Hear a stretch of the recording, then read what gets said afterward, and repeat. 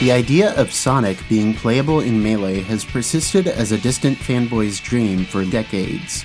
For the first time, just over 20 years after Melee's release, Sonic finally, truly, makes his first appearance on the cathode ray screen.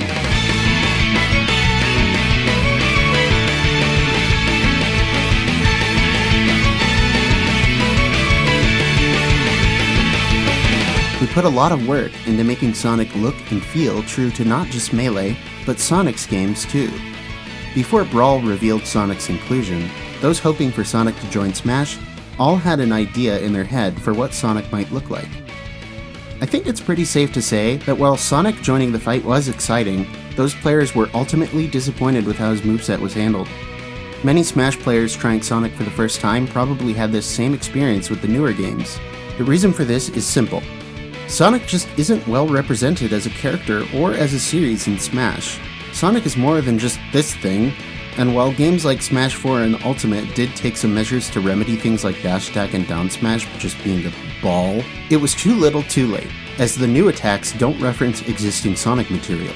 This frustrates fans because there's so much reference material to pull from, and yet it is never done. So, for Beyond Melee, our number one priority was eliminating this weakness in Sonic's design.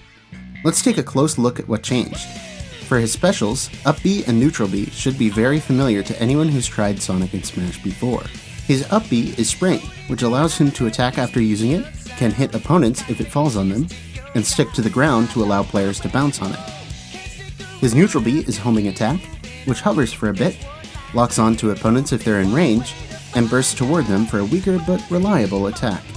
However, Down B and Side B have been completely overhauled.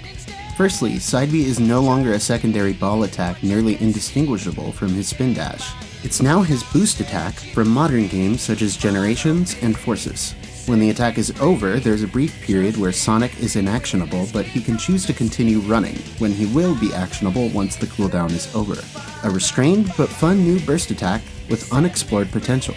Finally, his last special, Down B. It's still spin dash, but it works a lot differently. He wanted to give Sonic a new focus compared to his ordinary Smash games, but still put a unique spin, pun intended, on this attack. So it's not one of his primary recovery tools or neutral tools, but it can catch your opponent off guard in a fair few situations.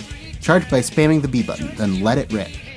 If you've charged it a lot, you'll deal a lot of damage, sending your opponent flying. You can jump off stage after spin dashing to catch opponents with better recoveries trying to recover from a powerful attack. Press B on the ground or in the air to cancel the spin dash. After a brief animation, you'll be able to jump and attack, opening up lots of fun, stylish possibilities for combos and movement. As a final note, using Down B in the air won't spin dash. Instead, aerial Down B is called Drop Dash, a movement technique introduced in Sonic Mania. Sonic enters his ball and charges a spin dash, which activates the instant he lands. It's quite useful as a cross-up on stage, but it's sort of a death sentence off stage. The inability to burst through the air from any position helps keep the move in check, which is important as it can be over-centralizing.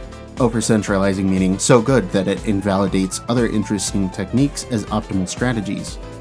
So Beyond Melee's iteration of spin dash not only nerfs the move while keeping its unique utility, it also accurately portrays the spin dash scene in Sonic Mania. Neat.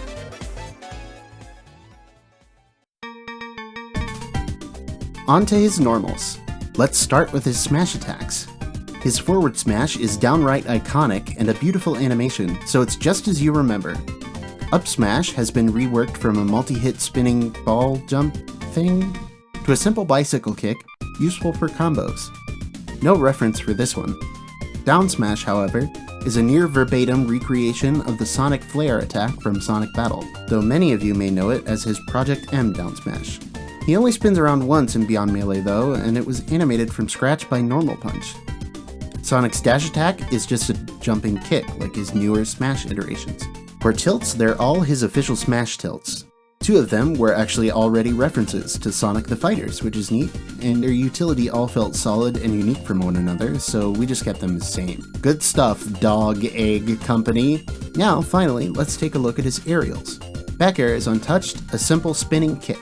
Down air uses the same pose as official Smash, but it's not a dive kick, just a normal meteor.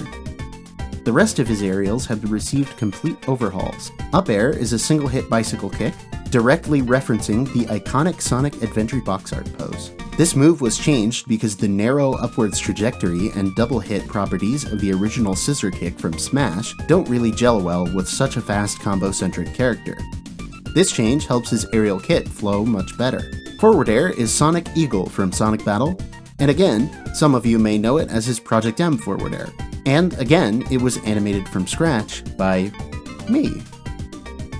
This move was changed from the original Smash version because it's awesome. Major thanks to the Project M dev team for the inspiration.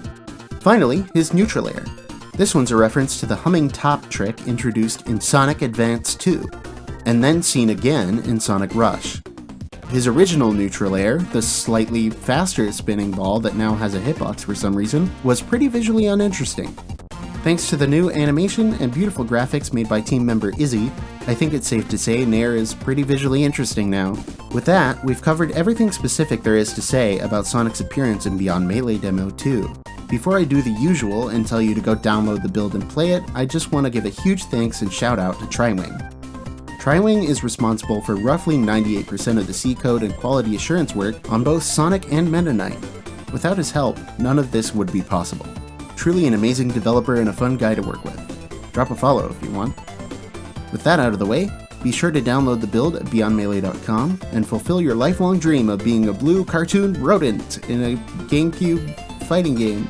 I'd also like to mention that you can play Sonic and all of our other characters on a separate Slippy Online unranked matchmaking queue through lilat.gg. Just visit their website, install their Dolphin, launch Beyond Melee, and jump right into battle. Thank you for watching this presentation, and as always, if you like the mod, follow us on Twitter and join our Discord to stay updated on Beyond Melee content and bug fixes. Bye bye!